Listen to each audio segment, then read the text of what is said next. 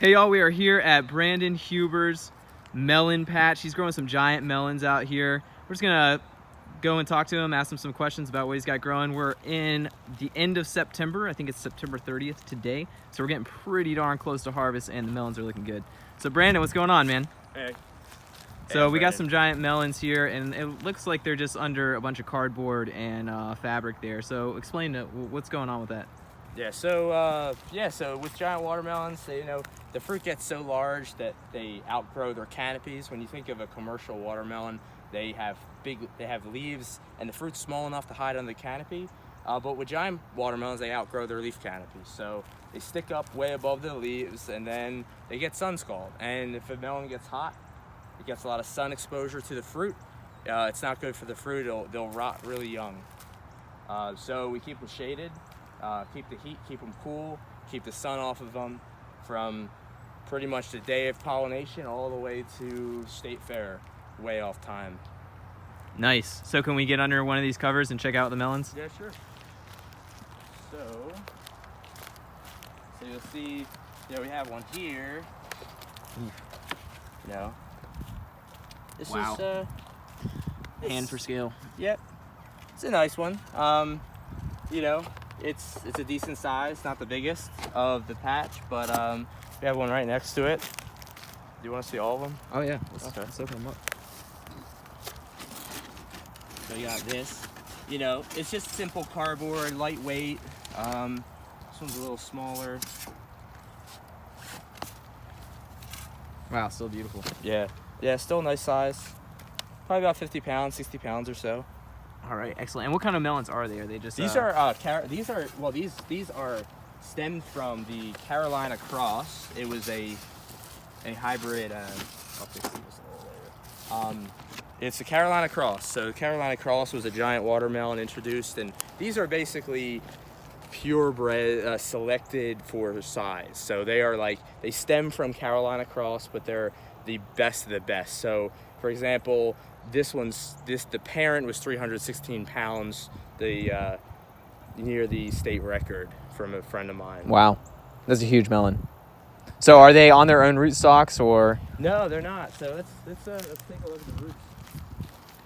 So yeah, they're all grafted. This trial up here is grafted. They're all on some sort of gourd or squash rootstock. You can't really tell. They look like they're on the root system, but they are indeed grafted plants. The older foliage is pretty shot at this point, so it looks a little ratty, but that's typical. There's a little alternaria in here, but it's hard to combat. But you can see a lot of healthy foliage toward the end. And it is the last couple days until the weigh off. So, these plants have been growing over 100 days now, so they're getting a little tired. Okay, so when did you originally put these plants in the ground? Some of them went in May, so some of them are they're easily 100, 120 days old at this point.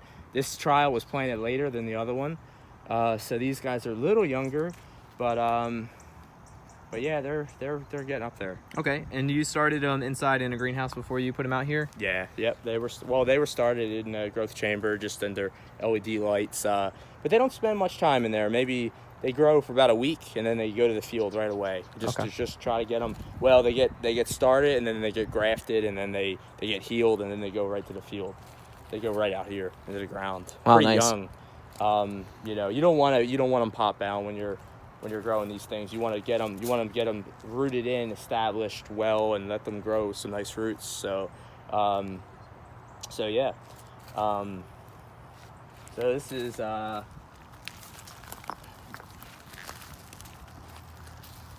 one of the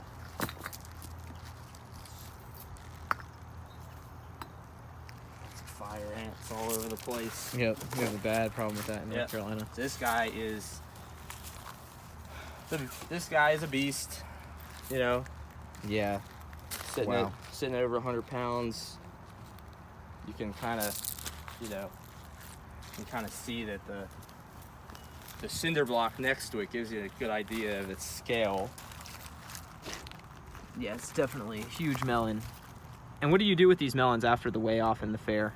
I never actually grew one before, so we're gonna find out. But typically in giant pumpkins, so these are gonna still be at the fair. With giant pumpkins, sometimes they'll go to the displays, gardens. We'll put it on display somewhere. They last a long time. We may eventually we'll try it, but these aren't the best for eating. Right. They're just not as sweet as a normal watermelon. What would you say that the Brix rating is on a giant watermelon? It's probably like 6. 6. Yeah, it's not commercial standard grade at all. So. And what would be the commercial standard Brix rating? About 10, 12. 10 or 12? 10, 12 would be good. So half the sweetness of what you might buy at a grocery store. It's all water. It's real fibrous and real fibrous rind. Not a lot of. It's just really blocky. Okay. It's like chewy almost. So, everything you don't want in a watermelon for eating, but for giants, it's perfect. So yeah, definitely. I mean, it's really cool and very challenging to grow. What would you say one of your biggest challenges with growing these melons this year was? I would say pests and diseases are a big problem. Honestly, the watermelons. I grew giant pumpkins as well. And the pumpkins don't fare as well in the heat, but the watermelons do put up a pretty good fight. This is North Carolina, so it's pretty warm. These guys, just trying to keep them well fed. It's a lot of stress on a plant to carry such a fruit load like this, and if you don't have a healthy plant, you don't have a healthy fruit. If the plant's not happy, it's not gonna supply energy to its fruit. So you really got to keep the plant healthy and happy, which is part of the goal. Once you pollinate the fruit on here, you're basically maintaining the plant. You gotta keep the food source healthy to supply this fruit. You can see it's growing close to these bricks. I have to move it over. Yeah, and we were here just maybe a week ago. I was over here with you, and I think that it was not as close to this bricks. It wasn't. It's fattened up on the sides quite a bit. And when they're in peak growing condition, how many pounds are they gaining? So this actually has gained 2.5 pounds. That I just measured it yesterday, and it's been it's growing 2.5 pounds a day right this week. Wow. So it may have been gaining 4 pounds a day at some point. It is getting a little mature, so it's going to start slowing down. But this one has not slowed down much. So nice. So with all of these here, I know you said before to me that you have them grafted on a lot of different things. So you have squash, you have like bird nest gourd and things like that. Yeah. Has anything been shining above any others as far as rootstock resistance and strength? Yeah, well, right now I this year I haven't seen anything drastic. I mean, for example, coincidentally, this one is on the bottle gourd rootstock, which is kind of the standard that everyone's using for grafted rootstocks for giant watermelon growing. But I also have them growing on carnivore, which is a popular commercial watermelon for seedless watermelon production. And it's doing okay. It supplies that fruit out there and one of the fruits over there. But some of these other ones were not as this year's trial of them, was not anymore. They were actually less. They were not as good as the bottle gourd. Okay. Based on this year, so we'll see. I mean, I feel like every grower environment is different. So for me, the bottle gourds worked pretty well for this year. So I'm definitely going to stick with them. But I will consider other rootstocks. And I'm part of this trial actually was more of an experiment. But it turned out to be one of my best fruits, and so Yeah, excellent. I mean, it is. Yeah, the great thing about these rootstocks is what you'll see is I have a watermelon down there growing on its own rootstock, and it's doing quite well. But what people are saying is that the grafted rootstocks are they're a little more forgiving. The plant, you know, the root system's a little more forgiving and doesn't need as much water to keep the plant happy. So, Okay. like I said, you know, it's hard to tell, but yeah, we're trying everything and seeing, you know, seeing what works and what doesn't, and you know, we'll have you know, we'll have better ideas for next year. This was my first real go at giant watermelon growing, so yeah, I'm pretty impressed with how they turned out. Yeah, absolutely. I mean, it's looking really good. It's very exciting whenever you're a gardener and you try something new for the first time and you do a good job. Definitely, yeah. I mean, like I said, I'm used to growing giant pumpkins, and you know, the pumpkins all rotted out on me, and they just wouldn't put up with the heat. But Right. the watermelons just kept on chugging along, and you know, maybe a little more promising for North Carolina, but you know, there's always things to tweak next year to try to make that happen. So Definitely. All right, awesome. So you've got a even larger melon at the bottom patch down there. Do you want to walk down there? Yeah, let's take a look. Okay, Sure. awesome. Sure thing.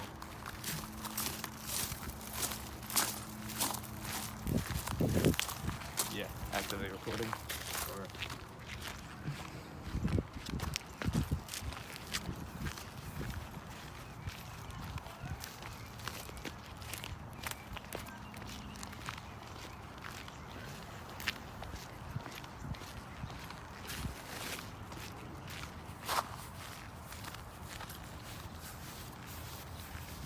Yeah, so here we have, this is actually, this is growing on its own root system. You know, pretty interesting. It's been a good plant. It actually started to look like it was dying back on me. And then I had to up its nitrogen because the thing was just kind of, you could see like some of its vine here is just getting kind of old, and you know, just was kind of tapering off, and I was like, no, you gotta keep going till the way off, because you know, we gotta supply these fruit with some energy. So I upped the nitrogen, and you know, to get some more growth going again, and you know, it thing took off again. So I was impressed. I thought I was losing the plant early, but you can see all this new growth. It's putting out. I think I saw some. Yeah, see, it's trying to produce more watermelons. I mean, it's almost October, so. You know, it's getting a little late for new fruit, but that's good. It's a healthy plant. Yeah, I've seen another little one here too. Nice. Yeah, there's some bigger ones down here. Some bigger new ones. You know, it's really swampy. You could see from after the hurricane, it's been wet ever since. Oh yeah. These guys are, you know, that melon's only like a couple days old. It's not gonna do anything because it's way too late, and this plant has bigger priorities right now, like these giant watermelons. So you're not going to call those fruits? You don't see any benefit? I mean, I probably will, but at this point, like, look at this guy, like, just, you know, they're everywhere. Yeah. And that's important to keep those cold throughout the season, because you know, we want to supply, each fruit you see has its own root system. So we don't have two fruit on one plant, because you know, then we share the energy, and you know, you'll still get large watermelons, but they'll be smaller if it's got to supply more than one fruit. Right. So yeah, and if you don't know what cold means, it just means picking off other fruit to produce the maximum amount of energy to one singular fruit, or to a smaller amount of fruits. yeah, you want to, you can hop around. Cool. Just watch that main there. Oh yeah. And it's really important, as you've reminded me before, to be extremely careful around the patch that you don't step on any vines and do any damage, because yeah, it's pretty neat. It's pretty crazy, but you know, you look at these big fruit, and the vine that connects to them is fairly fragile, right? Yeah. Like it's a over 100-pound melon, and you know, that's less thick than my finger. Yep. Now I will say a lot of my grower friends have, like, the ones that grow like the state records and world records and stuff. They their vines are a lot thicker. They're a lot fatter than these. I feel like I'm a little more careful with fertilizers, so I think I probably limited the potential on them, because I mean they'll have vines that are like garden hose size feeding to the fruit. So you know, just kind of, you know, it's neat observations. You know, like I said, there's always room for improvement. This is one of the older fruit of the patch, and kind of pretty neat. Yeah, it's a monster. So yeah, a lot of photos don't do it justice, but you know, it's pretty big. Oh yeah, for sure. I mean, just looking at it in person, you would think like if somebody dropped that on you, it would probably kill you. Yeah. Yeah, you helped me lift it up to get it elevated the other day, and you'd say it was. It felt like it easily felt 100 pounds, because you were on this side of it, I was over here, and we picked it up and we got it elevated off the ground, because you know, with all the rains we've been having, just want that airflow, and that is one of the challenges, you know, in growing these things, is keep them elevated, keep them dry on the bottom. And it's hard to do when you're talking about a fruit that weighs, you know, 100, 200, 300 pounds, and you know, and worse for pumpkins that weigh like a ton, right? So, you know, it's really important to, you know, get that site prepared, ready at pollination, you know, get them elevated, try to keep them shaded, you know, there's so many little things. It's like a marathon growing these things, you know. It's not quick and done. It's a long process. Yeah, and when you consider pests as well, that's a whole nother wrench into the equation as well. Did you have any problems with squash vine borers on your melons this year? Squash vine borer, no. But squash bugs, yes. Squash bugs. Fortunately, they tend to like the pumpkins more, so they tended to leave the watermelons alone. They were more devastating to the pumpkins. So that was good, but had I not grown pumpkins, I bet you they'd be all over this watermelons. You know, the pumpkins are not out here anymore, but there's still squash bugs floating around. I just saw one run over there. So, you know, they just don't, they're a pain. And they spread diseases. Actually, speaking of squash bugs, we had one, I lost 2 plants this year, and they were actually not grafted plants. They were on their own root system, and they probably got bit by a squash bug that was vectoring a virus or some bacterial wilt or something, and game over. I mean, you have a healthy plant, you know, plant that was huge, and then it's just dead overnight. So it's part of the challenges of gardening. And here's a nice little one. This one's been with us for a while. You know, probably like 80 pounds or so. Just kind of hanging on, waiting for the way off. Oh yeah, and the way off is next week on Thursday, or 2 weeks from now. Where are we at? Not like 11 days. 10 days. 10 days. So, you think if you kept them going on and through October into November, that you could get even better size on them? Probably not for these two. I think these are like 80. These are like 80 days old now after pollination, so they're kind of towards the end of their peak gains. However, some of the fruit up there are a little younger.